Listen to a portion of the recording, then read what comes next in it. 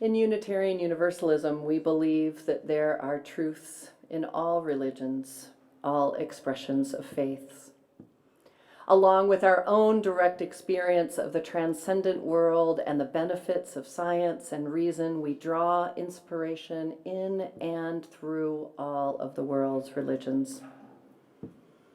When I was in seminary, I couldn't wait to study Islam. The very little that I knew was beautiful. And as you heard during the meditation, I loved Muslim Sufi ancient poems like Rumi and Hafiz. And as a Gen Xer whose formative years happened between the Cold War and 9/11, I know that Islam was regarded as a so-called enemy of the United States. I'm informed, like John, just enough and cynical enough to know that that was an extreme oversimplification that didn't take into account all of the geopolitical manifestations of a faith that is practiced in every country in the world and has more permutations than Christianity or Judaism.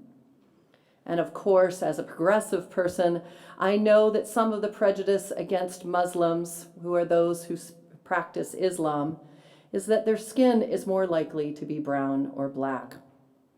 You can't convince me that our othering of Muslims is not related to the dominant racial views of the West.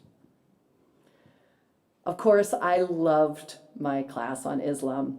I learned how it is the newest of the Abrahamic traditions, so much so that Islam considers Jewish and Christian prophets such as Moses and Jesus as prophets in its own religion. I learned that it is the only religion where the written word that is worshipped comes directly from its prophet Muhammad, blessed be his name, rather than hearsay that was written down hundreds of years afterwards. I got to read major passages of the Quran, which is the words that God gave to Muhammad and that he wrote down. And the Quran is downright poetic.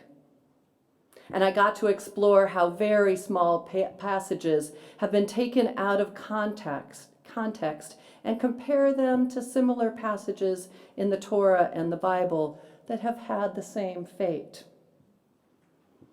The exploration of liberatory thinking in world religions for Islam that I am drawing from is from the scholar Ifran A. Omar, who is a professor of Islam and world religions in the Department of Theology at Marquette University. He is the author of several books about Islam and how it can be in dialogue in Christianity in particular. Oman reminds us of the context of liberation theology, which has been our lens for this series. He says the term liberation theology arose within the context of a Christian struggle that sought to revive the human-centered values within a highly ritualized and particular world of Christianity. Thus, applying the term to discuss the same phenomenon in other world religions is problematic at best.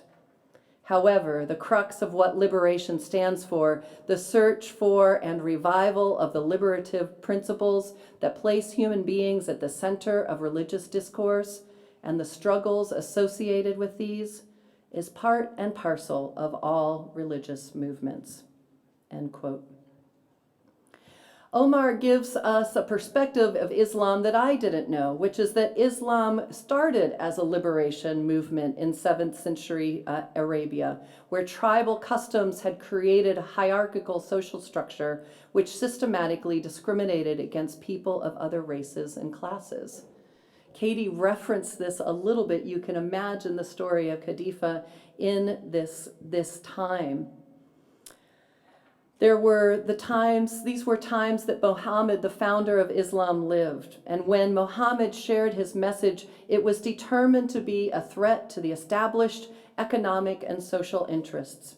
A belief of living contrary to the unjust hierarchy of the time meant that Muhammad and his followers had to endure persecution and hardships on account of their peaceful movement, which sought to establish a just and equitable society, and which ultimately stressed the notion of struggle, jihad, for freedom to practice one's faith.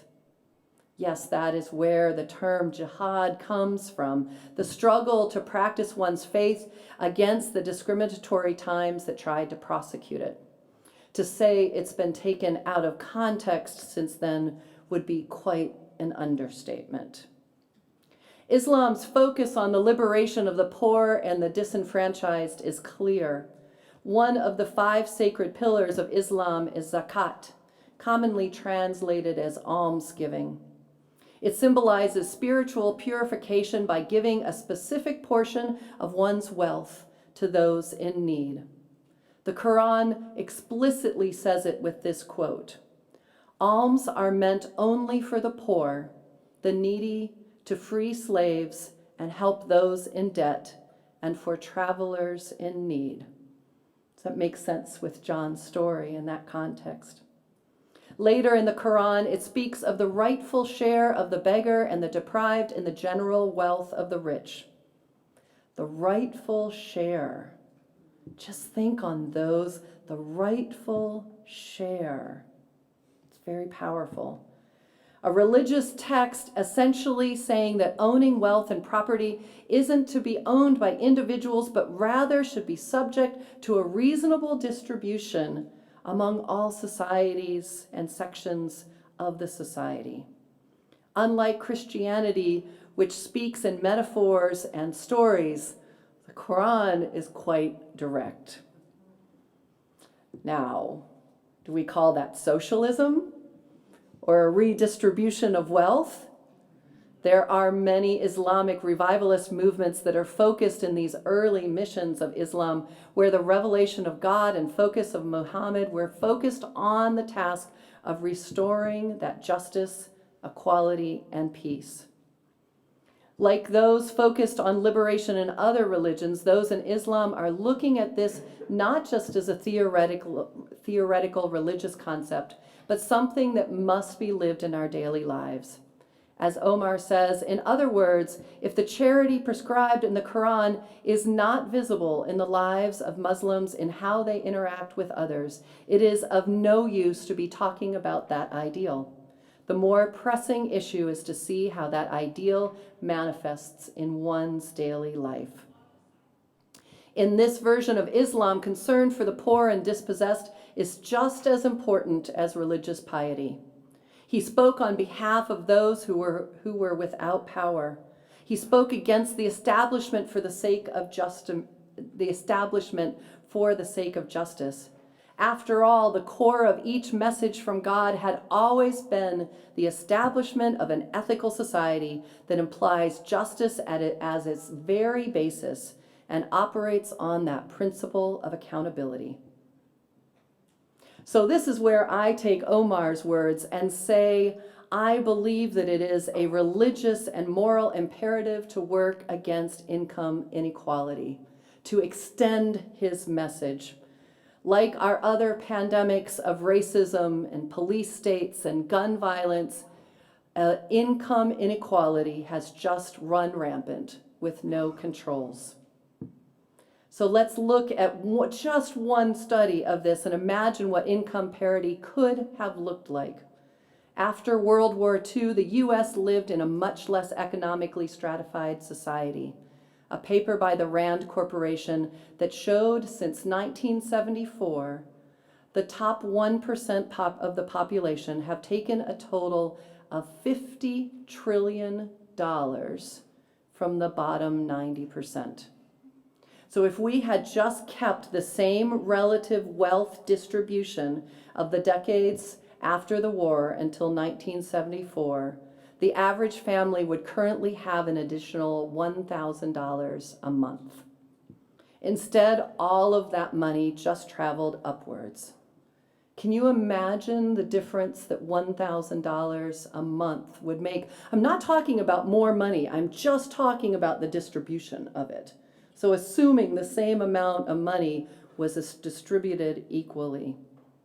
Can you imagine what that would do to our state of poverty in the US? The level of houselessness, the folks who live just one paycheck from despair.